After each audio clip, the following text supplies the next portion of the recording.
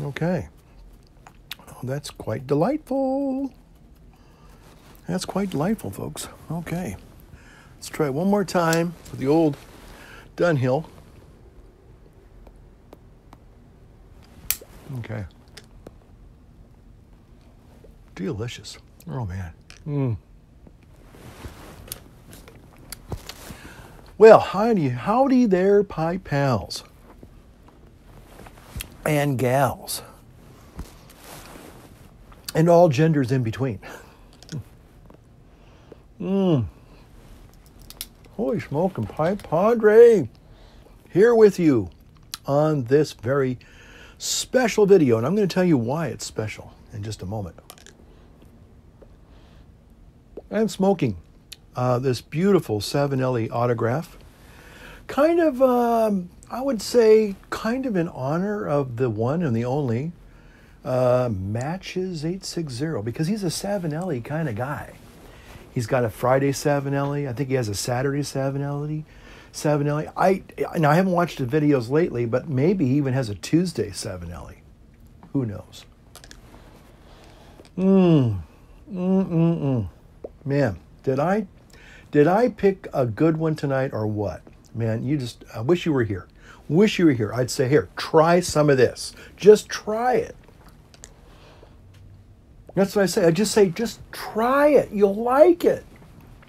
And what am I trying? What am I smoking in my pipe tonight that I just absolutely think is awesome? More Wolfbane Van Helsing. Okay, so what is this? Well, let me tell you, boys and girls of all ages, this is, but before I tell you, I've got to light it up again. Just to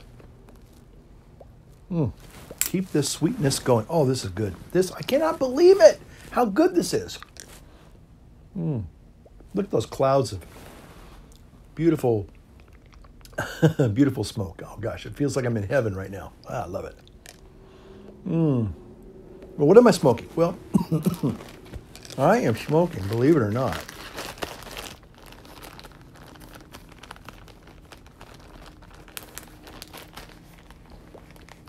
a kind of a vintage cherry smash from Boswell's.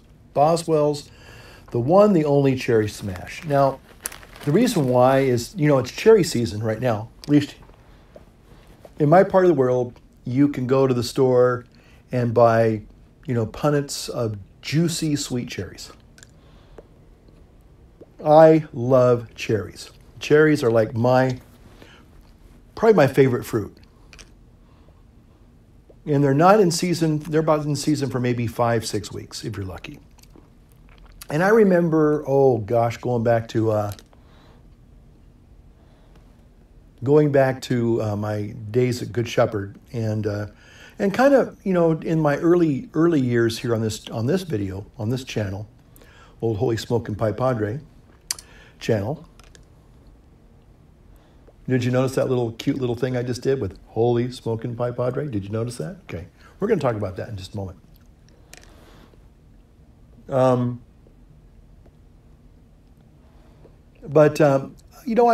remember kind of thinking, cherry pipe tobacco.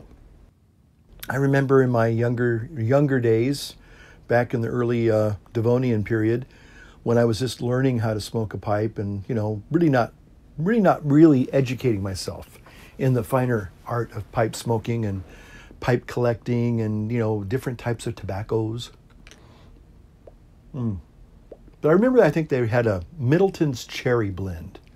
Anybody out there remember Middleton's Cherry Blend? Anyway, it was, one of these fruity flavored pipe tobaccos that, were kind of unique and fun, but boy, did it have dragon's breath, let me tell you. After you smoked a bowl of that, you felt like your tongue was it had, molten lava on it or something, like, anyway. I probably, a little bit of a hyperbole there, but I think you get my point.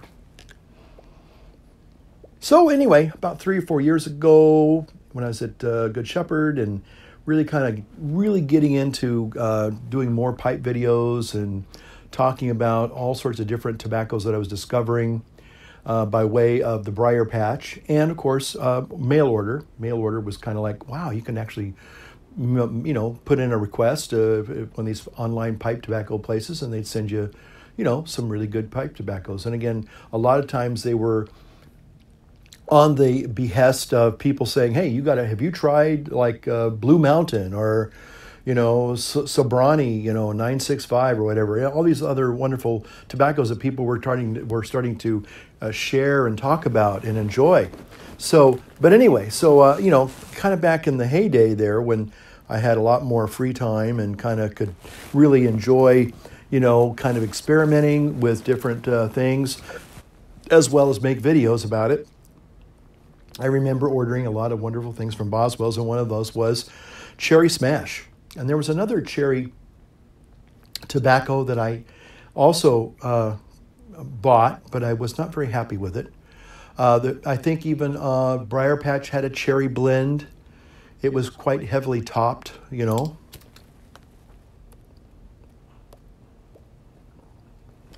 But I remember somebody had recommended Boswell's Cherry Smash, and man, it is awesome. Now, I have to be honest with you. So if I got this back at Good Shepherd, that was over 3 years ago. And I know some of you are absolutely horrified to see that it's still not properly cellared. Mea culpa, my maxima culpa. I'm sorry to say that you're right. However, again, a testament to the Boswell people. This is still moist and tender. In fact, I will tell you that when you first get, at least when I first got this, would I say it was wet? I don't know if it was wet, but it was certainly very damp. And talk about room note before you even lit up the pipe, that wonderful tin note that you get when you open a tin or a bag of a fresh tobacco. It would fill the room. I mean, it was just like stacking boxcars of cherry aroma, fragrance, deliciousness throughout the whole house. I mean, it was intoxicating. That's the word I would use, intoxicating. Now, I will say that the first few bowls from this, originally, it was kind of heavy. Without a doubt, it was a very heavy tobacco. In fact, it was kind of a little bit, of one of the Boswell blends that I would have to say was, I love them all, but this one was a bit clawing. And I normally don't say that about Boswell blends, but only because they're so well balanced. This just felt a little young. Okay, so maybe the trick is with some tobaccos you do have to let them age a little bit. Maybe give them a little bit of air, whatever. Just let them kind of settle down. And I tell you what, tonight it smoking wonderfully, nice and sweet. I kind of have a little bit of allergies, so I can't. Can I say I can taste cherries, real cherries?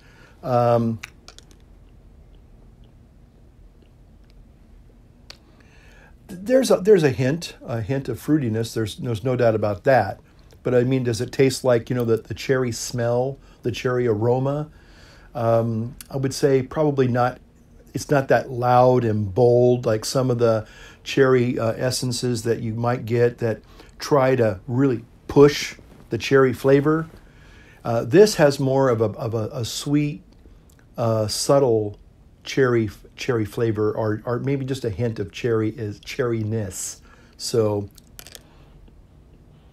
but again, we're in cherry season now, and I said, boy, wouldn't it be nice to, this even has kind of a bit of a cherry tint to it on this beautiful Savinelli autograph.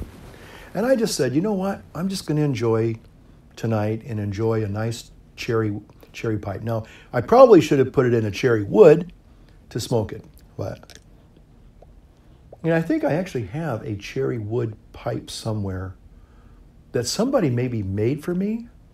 I can't remember. But anyway, interesting. Well, okay.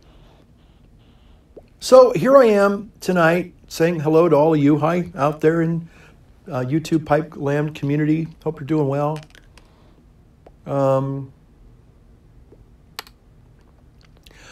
I guess I just want to talk about pipes and say a few hellos to people. Talk about the 360 video that I made a couple of videos back.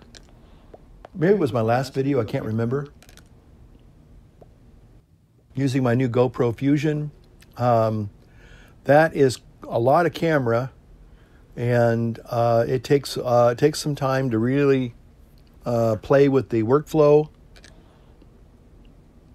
It's not for the faint of heart, but I'll tell you, I like the GoPro Fusion, and one of you said, and I won't mention your name, but you'll know who I am. He said that GoPro Fusion gives the 360 video, it's interesting, but when I watch your videos, I don't want to have to be looking around. I just want to listen to what you have to say, and I just want to be able to load a pipe, sit and listen, and I don't want to have to kind of play with technology. And I respect that. I'm not upset when somebody says, I don't like that video because, or I don't like what you said because, hey, you can tell me and I'll listen. And, may not always agree, as we've talked about before on other topics.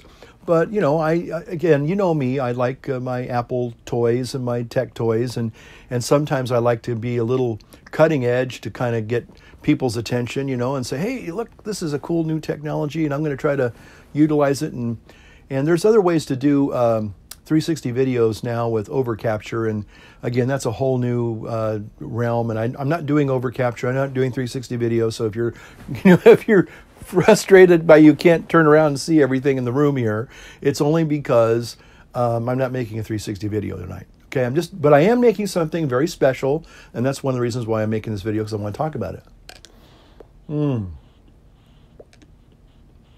But primarily, I just wanted to enjoy a pipe tonight. I guess I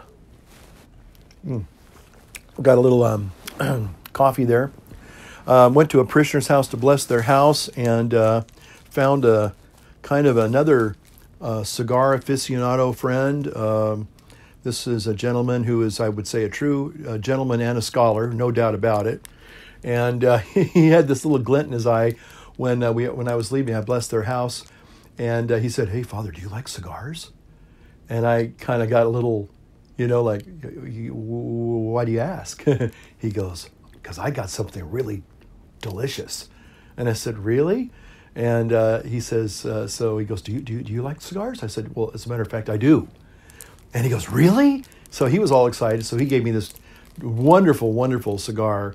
And even his wife says, "They're delicious." So I'm kind of excited about this. I don't know. I don't even know what brand it is. I have to look at it.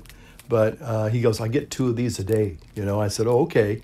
So he gave me one of his. So he made a little sacrifice for the old Padre. So I was just really tickled with that. So I'm going to probably enjoy that maybe a little bit later tonight as well.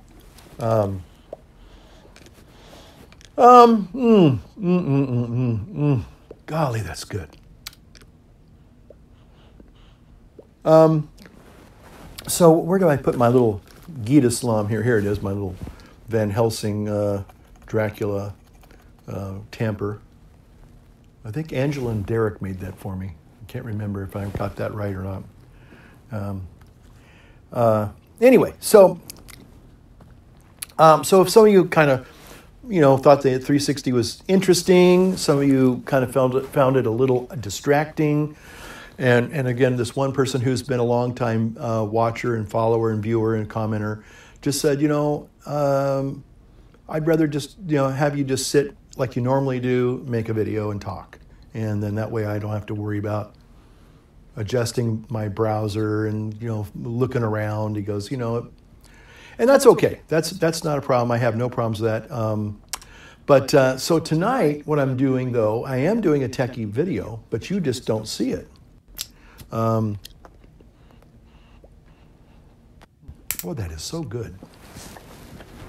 Man. If I haven't said this before about Boswell blends, I'm going to say it now. They age so well. And just think if I had really taken the time to really cellar that. Ooh, whoa, my mind just got blown. Because probably, even though I'm not like tasting a heavy duty quote unquote cherry essence, again, it's a fruity, it's a sweet flavor, very aromatic. But I probably would have retained some of that cherry essence, and it probably would have been like, you know what, this is outstanding. I mean, this is delicious as it is, but I am thinking had I properly cellared it, I'd probably be having even more of a what's the word I'm looking for? No, it's not that word, but it's close to that. Kind of ecstasy. We'll just leave it at that. You got it. So okay. So I'm here tonight because I am kind of excited about my technology. Now, some of you are saying, oh yeah, that's because Apple had their big brouhaha on Monday and this is Thursday night. And I'm not really excited about WWDC 2018, Worldwide Developers Conference, which is going on, probably tonight's the last night, but it's a week-long thing, but they have a keynote. Apple has a big keynote, and they roll out all their supposedly new software ideas and, and hardware. They didn't have any hardware this year, so a lot of Apple fans like me were a little disappointed. Although one person said, well, that's actually, in some ways, that's not so bad because that means I don't have to go out and buy new Apple stuff for the next 6 months, which is kind of a nice thing. Kind of an expensive habit, and I'll freely admit it's one of my shortfalls. That's why a lot of times people don't know this, but it's sort of like when I get pipes and they go, well, that's an awfully nice pipe, and they'll kind of rag on me and say, you should have given that money to the poor, and that's I mean, to some extent maybe you're right, but I buy lots of seconds estate pipes. So even though they might have little white dots, or they might be, I think this was an estate pipe. I know this was an estate pipe. But the beauty about pipes is that if the previous owner had taken really good care of them, you can bequeath them, to other people that will, hopefully polish them up and smoke them and enjoy them. So, and even if they have little flaws or little checks or little dings, there's something like, well, this was a person who maybe long before me. I like some of my estate Dunhills. I think I have maybe one or two that I bought, and three maybe that I bought brand new, and that was like 4 or 5 years ago. A couple of the Zodiac pipes, and let's see, the Zodiac too. The Zodiac pipes were new, not new Dunhills that I purchased, and I think my black cherry wood, but all the other ones are estate pipes that I bought for a fraction. I mean, they still weren't cheap, but they weren't like a brand new Dunhill. And there was one Dunhill I kind of regret not getting. Pipe regret. We always talk about pipe acquisition disorder. Does anybody ever talk about pipe regret? Not so much what you bought, although there have been a couple pipes that I bought where I was really disappointed. They weren't Dunhills. But there was one Dunhill that was kind of almost, okay, when you think Dunhill, you think traditional, right? All the traditional shapes, just, that, more, classic pipes from the 30s, 40s, and 50s, and those patterns were, of course, replicated in the 70s, 80s, and 90s, I guess. That's so good. But there was one Dunhill that I wanted to get, but it was really, really expensive. And but the reason why I didn't get it was because it was almost a modern pipe, a Dunhill modern pipe. It was really unique. I liked it in some ways. In some ways, I was kind of maybe intimidated by it. The price, partly with the price, I think it was over $1,000, or maybe it was over 700, maybe it was 750. I can't remember, but it wasn't cheap. But it was a modern style. That's all I can say. It was kind of in between like a modern Danish freehand and kind of like almost a modern. It looked like a modern piece of art. You know, it was a kind of a root cherry wood or a root briar. I guess that's what it was. It's one of those strawberry blonde kind of pipes, and it was just it had a modern cut to it all the way around. It was like, and I think it was a bent one. If I could find it on the Briar Patch, maybe they have a history of just pipes they've sold. But anyway, it was in their catalog for a long, long time. I don't know if it ever. I'm sure somebody bought it eventually. It was actually it was a gorgeous pipe. Don't get me wrong, but it's just was when I think Dunhill, I think, you know, tradition, and this was just very ultra modern almost. But it was a cool looking pipe, and it had a fairly substantial bowl. So that was one of the things that I was looking at it for. Is so it's, you know, I like when I make a kind of a longer video, I have a deep well bowl, so I can kind of, you know, pipe-tificate all that kind of stuff.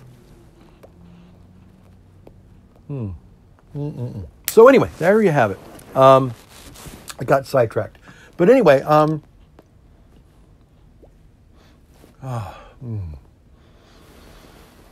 Oh man, that just is so heavenly, boy.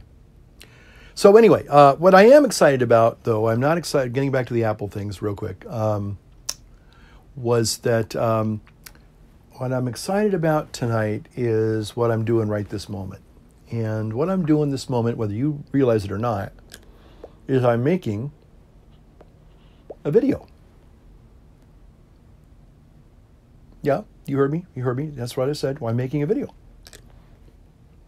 Now, you're saying, well, of course you're making a video. That's what you do. This is your YouTube channel, of course. But what I'm trying to tell you is that the way I process, the way I make videos starting this week, I did it for my other channel, and I'm going to do it for this channel, I think, is I'm cutting out some middle steps, some intermediate steps. In other words, what I'm doing right now, and I'm excited about it, because I was able to do the first one this week, and that is I'm doing everything. Now I'm filming on the iPad. I'm doing my second audio on my iPhone here. But what's exciting is that instead of taking the raw footage and the audio footage and then having to, you know, send them over to the Mac, the mighty Mac over there, what I'm able to do now, and this is so exciting for me, is I'm able to actually do everything now on the iPad. And there's a couple of very fantastic new programs. Now, they're new to me. They've probably been out for a couple of years, actually. One is called LumaFusion, and that's the program I'm using now. And essentially it is Final Cut Pro. I actually hesitate to say it's Final Cut Pro for the iPad, but a lot of people have kind of referred to it as that. All I'm going to say is that Apple has, I'm afraid, and as much as I love Apple products and I'm a big Apple fan, I think they really missed the boat here, because a lot of their professional apps, to include things, now I know Adobe is not an Apple product, it's Adobe obviously, but or Autodesk. Anyway, but the thing is that those two programs, for people that are into making videos and graphic design and photography, you know, those are the foundational programs that people use to create content. And so in the olden days, and up until recently for me, you know, what you do is you film everything on whatever your camera is, and then you export the footage to the iMac, and then you open up Final Cut Pro, and Bob's your uncle, Sally's your aunt. Well, with these other two new programs, Affinity Photo, which is like Photoshop, and then LumaFusion, which is like, you know, Final Cut Pro or Adobe Premiere, you're able now, at least for my use, I'm able now to create my videos. Now, I've kind of started the video just raw. You see all my background. This is just a green screen background. But now, with LumaFusion and not having to take and export anything into Final Cut Pro and onto another computer, which is sometimes it's a time-consuming process, sometimes it's tedious, and sometimes it's both. Now I'm just have the footage on this iPad that I've been using tonight, and I go into LumaFusion on this iPad, this very same device, and now I'm going to green screen out, or I'm going to key out the normal background and put in this beautiful picture behind me. Okay, and this beautiful picture that you're seeing behind me with the lady and the lambs, that was created in again this beautiful app called Affinity Photo, which is very, very much like Photoshop, but it's on the iPad. And this is why I think that the Adobe people and the Apple people probably have missed a fundamental step here. Now, I could be wrong, but instead of trying to really make the iPads to where they can stand alone for people that do things like I do, and probably some of you, they kind of drag their feet now to the point where these other programs, people have picked them up and started learning how to use them. They're not super difficult to learn, but they're very intricate.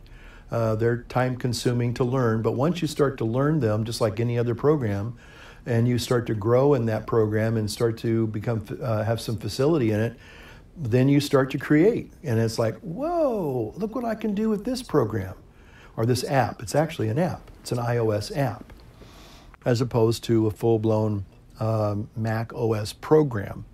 So anyway, I did my very first video, pretty much 95%. I might have imported one picture from my Mac to my iPad, and that was about it. So I found other little workarounds that I can do things like do cutouts, put some PNG files in the background. I like to have that little where it looks like you cut out a picture, and it looks, instead of just putting a block picture there, and pasting it on the video, you kind of cut it out and kind of play with the image and make it look more, well, lifelike, like it's inhabiting the same space that you are, as opposed to just putting up a picture. That's one of my little style things that I like to do. I mean, it's no big deal. Thousands of people do it all the time. But again, it's a little technique that you have to learn to do. It's not impossible. It's not hard at all.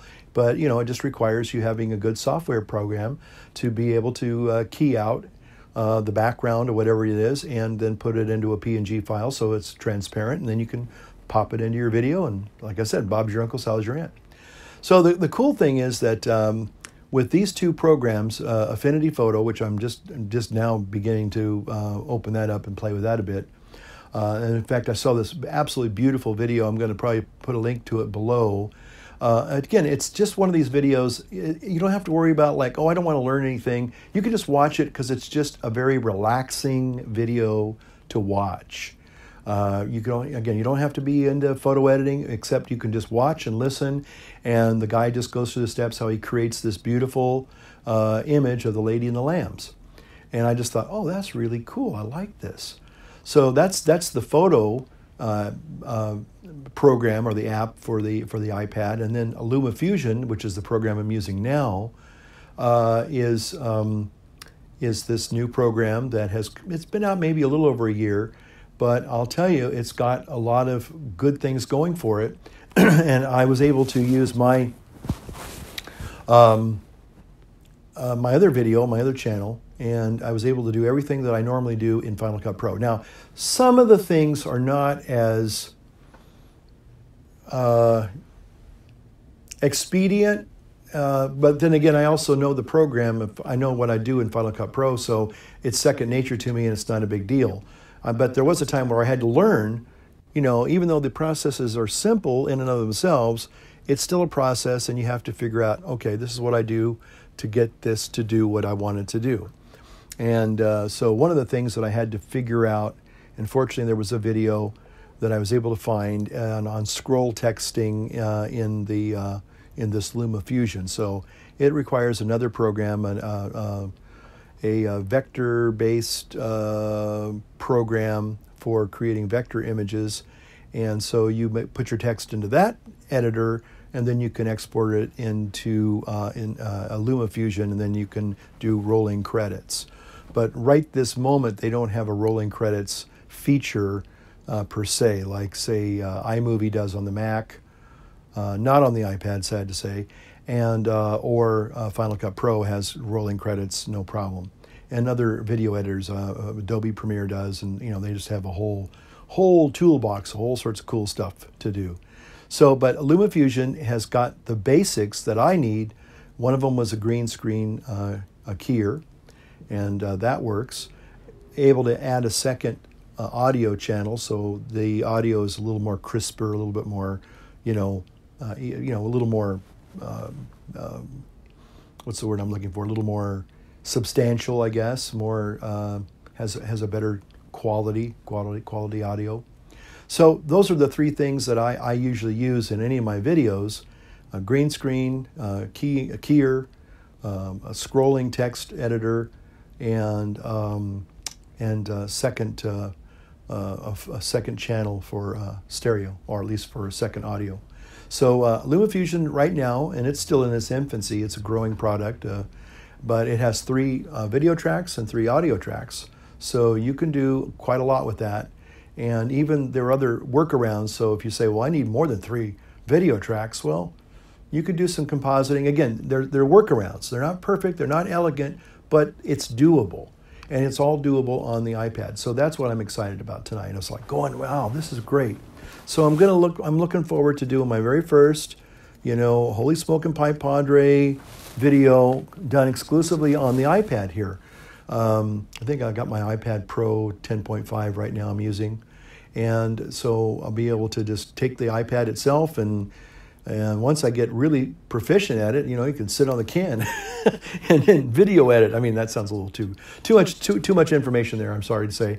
But I'm just trying to say that, it's getting to a point where you don't have to sit in front of a big computer to do some really cool things now. And that's what I'm excited about. So that's why I wanted to get on here tonight and make this video kind of extolling and praising the great virtues of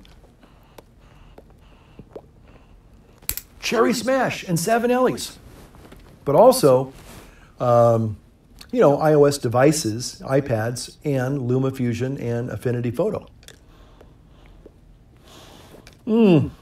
So, it's kind of really relaxing because you can, now there's again, it's a whole new workflow. There are different things to do. Richard, if you're watching, I know you're a tech guy, and you probably know all about Affinity Photo and LumaFusion better than I do, but I'm just discovering it, and not only discovering it, but using it, finally, actually getting in there, getting my fingers kind of dirty with the technology there, and my formerly nicotine-stained fingers there, and really enjoying the process of learning a new workflow. Now, I'll be honest, some of it's a little bit intimidating for me. I don't like, on one hand, I like learning new things, but when I find that there's some difficulties and I have to figure it out, and I don't always have the time to really sit down and do problem solving and say, okay, how do I do this now? Because I've got other things that are more important, to be honest, more important than, the YouTube pipe channel. But again, this is my little avocation that I do, and I enjoy it. And but I think that this might actually help me to make more videos, maybe more videos, make them to where it's a little bit more expedient, as opposed to the older days when you have to film things and then you had to kind of repackage it and put it in another format and download it onto another machine, and then you had to open up an editor. This will be right in there ready to go when I turn it off, and I can start video editing right away. So that's going to be interesting. I hope it works out the way I think it's going to do, because like I said, I just did it for my other channel, and although I was still in that process of kind of going, oh, how do I do this? How do I do that? And then discovering that, and then going, oh, okay. Now I kind of know what the workflow is, the basic workflow, and now I can say, okay, I know where everything's at, know where all the buttons are. No, I don't know what they all do, but I know the basics enough to where I can say, okay, I can import the video, and I can, trim it up, and I can put it where I want it to. I can, green out the green screen, key out the background, do all the things that I want to do, add pictures, all sorts of things. So there you go. But let me see here. Was there anything else I wanted to talk about? I thought I had one other thing I wanted to talk about technology-wise.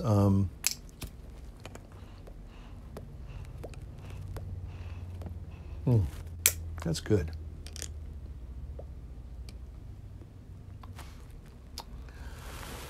Oh man, yeah, that cherry smash is great. I forgot what there was another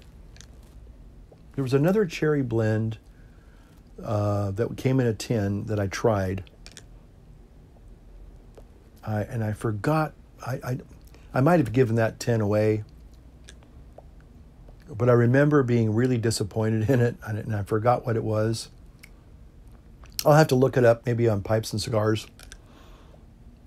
But it's one that a lot of people buy. Maybe it's Cherry Bomb. Maybe that's what it is. I think it's in a round tin. I might have a tin of that somewhere. But I remember that was so artificially flavored that it wasn't good. And it burned really hot, I remember. The Briar Patch one was, again, I think it was a little bit overdone on the cherry topping, and I wasn't really happy with it. And I think it was just a little exaggerated. And I'm sorry to say that because I do like Briar Patch blends. For the most part, they're excellent. They're pretty much up there with Boswell's. They've got some interesting flavors that, I think they had a peanut butter flavor. I know. Some of you probably gagged when I said peanut butter flavor, but, well, folks, that's life, Just got to deal with it. Got to deal with it sometimes, And I've always wanted to try that peanut butter flavor one. Because they have like caramel and hazelnut, and I think they have like a coffee flavor. But they did have a peanut butter flavor. And I wanted to try that. But for some reason, I just thought, you know what? Some flavors translate really well to pipe tobacco. They'll have their own essence of what that flavor essence is in a pipe tobacco. But, and I remember smelling the peanut butter flavored one. Maybe it was peanut butter cookie or something like that. I don't know. But I don't know. And if you know of any peanut butter flavored ones that really are something that you should try, that won't make you sick and gag you or something, I don't know. But I was intrigued. I like peanut butter too, But as I said, today is a cherry smash kind of a day. And I'm very happy that I made this decision. And you couldn't go wrong with this Savinelli autograph. I don't know if I can give a nice little, 360 view there. Hey, there you go. This is the 360 view that I think most people are comfortable with, yeah. Yeah, this is a beautiful pipe, and I really love it. I think David in Deutschland has some Savinelli autographs. I know he had one very similar to this. Or actually, I think I bought this when I was watching one of his older videos. He had a video where he stands in front of his cabinet, this beautiful cabinet. And I got to tell you, I'm embarrassed and a little bit ashamed to say that, he has everything so beautifully, maintained in his pipe collection, and everything's so lovingly laid out and displayed. And my collection, I had my collection polished 3 years ago, and unfortunately they start to tarnish and they get oxidized. And you have to keep up on them. And I tried a few years ago to start buffing them out myself, but I didn't, maybe I need more patience. Like I need patience when I do my video editing to really fine tune that skill. But, I had the buffer, which is pretty good, although somebody said that it might have been a low powered buffer and you really need a higher power RPM buffer to really get that brilliant shine. But the other thing I know that you need to do is you need to mount the buffer. It has to be rock solid. It can't, even though they're heavy, and for the most part, they have to be anchored down, on a table. And I don't have a table right this second. I might be able to find a place, but the thing is that I'd have to really spend some time cultivating an actual workspace. And, maybe someday I might be able to do that. But right now I just don't have the time, and I don't really have the place that I could do that. So right now it just isn't possible. But I would need probably a more higher speed buffer. It'd have to be anchored down. And technically you should even have an evacuation system, a kind of like a fan. An extraction to where you can just suck up all the dust and debris. So that way you're not inhaling all that fine particles, because that's not good for you. But anyway, but again, it's an art. It's and to be able to, polish out your pipes and keep them gleaming and beautiful, that's a sign of love that you got. And it's a sign of a little bit of pride in your own ownership of something. Again, pipes for me are kind of like a little bit of artwork. There's something artistic about a pipe, and romantic even, and I love all that. That's one of the reasons why I like to smoke a pipe. So anyway, I digress. So anyway, I wanted to get on here. I'm going to actually this is twofold, sharing my enjoyment of this wonderful cherry smash on a beautiful, beautiful summer evening, and also working on a new workflow and learning new things on my technology side of my life too. So, anyway, thanks for watching. Hope you got something out of that. That's maybe encouraging or amusing, entertaining. Hopefully not too irritating. And we will see you next time in my next video. Who knows what I'm going to be talking about, or who knows what I'm going to be presenting, and what new discoveries await. So there you have it. Thanks for watching. Take care. Light up your world. Light up your pipe tonight. There you go. Enjoy. Off to video editing land.